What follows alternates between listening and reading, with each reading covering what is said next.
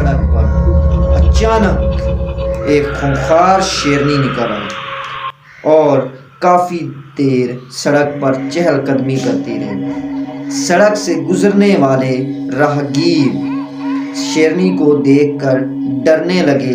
انہیں لگا کہ شاید شیرنی ان کا شکار کرنے کے لیے آئی ہے۔ لوگ ادھر ادھر بھاگنے لگے، لیکن شیرنی نے کسی پر حملہ نہیں کیا، بلکہ کافی دیر سڑک پر آتی جاتی گاڑیوں کو دیکھنے لگی اور کافی دیر تک گاڑیوں کو دیکھتی رہی۔ شاید وہ کسی کو ڈھونڈ رہی تھی۔ اسی طرح وہ روز سڑک پر آتی اور بےتاب نظروں سے گاڑیوں کو دیکھ کر پھر جنگل میں واپس چلی جاتی۔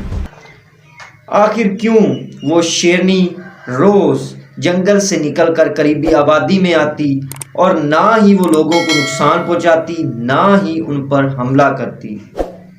تو وہ ایسا کر کیوں رہی تھی؟ اس کے پیچھے کیا وجہ تھی؟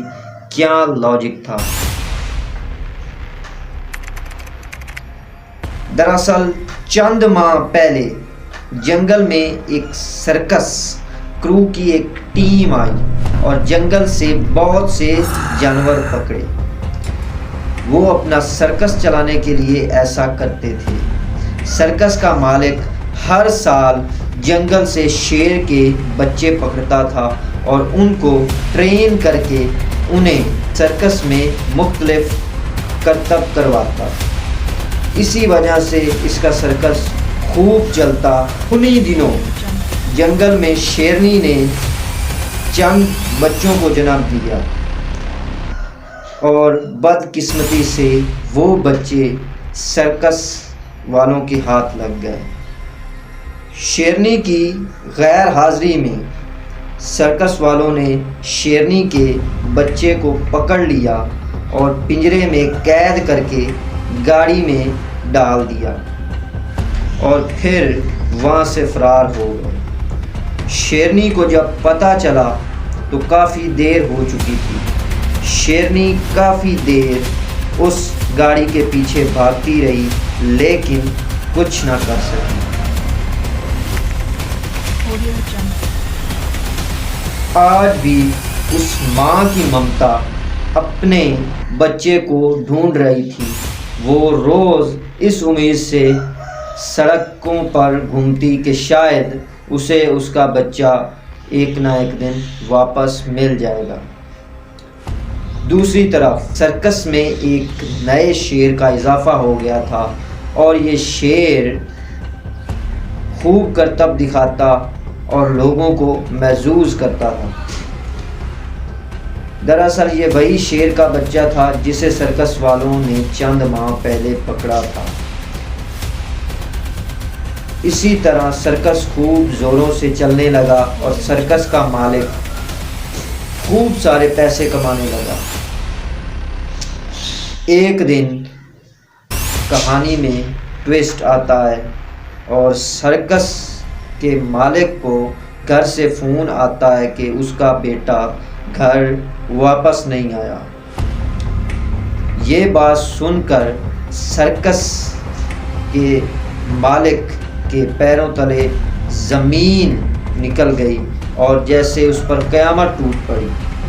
اب کافی دن گزر چکے تھے، لیکن اس کا بیٹا واپس گھر نہیں آیا۔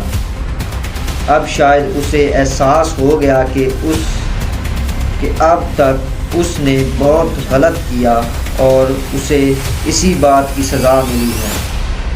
چنانچہ اس نے فیصلہ کیا کہ وہ سارے جانوروں کو واپس جنگل میں چھوڑ دے گا۔ اس نے سارے جانوروں کو واپس جنگل میں چھوڑ دیا جہاں سے اس نے جانوروں کو پکڑا تھا، اور رو رو کر دعائیں کرنے لگا کہ اسے اس کا بیٹا واپس مل جائے، اور اسی طرح اپنے بیٹے کو جگہ جگہ تلاش کرنے لگا۔